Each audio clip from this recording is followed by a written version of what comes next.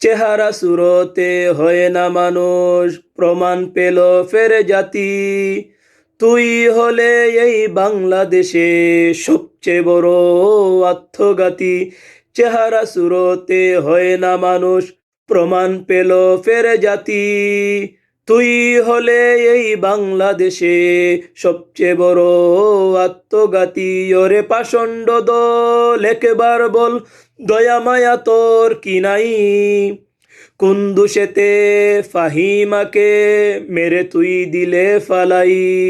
ওরে পাষণ্ড দল একবার বল, দয়া মায়া তোর কি নাই?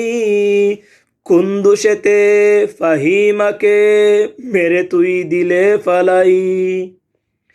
ফাহিমাকে খুঁজে যখন অস্থির ছিল পুরো দেশ, কে জানিত তোর হাতেই ফাহিমার জীবন শেষ।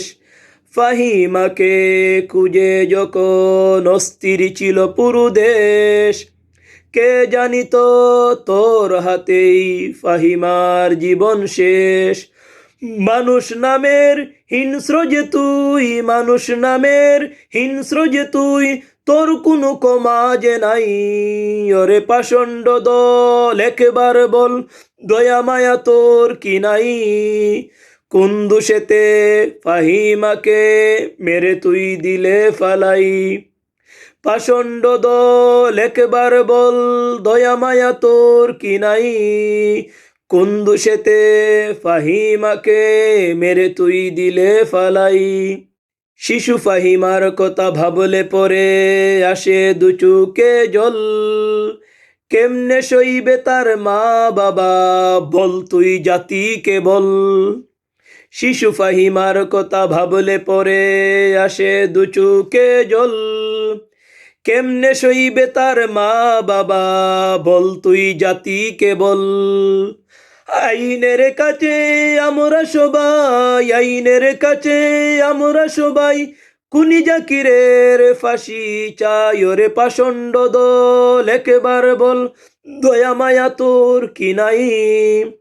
কোন দোষেতে ফাহিমাকে মেরে তুই দিলে ফালাই? পাষণ্ড দল একবার বল, দয়া মায়া তোর কি নাই? কোন দোষেতে ফাহিমাকে মেরে তুই দিলে ফালাই?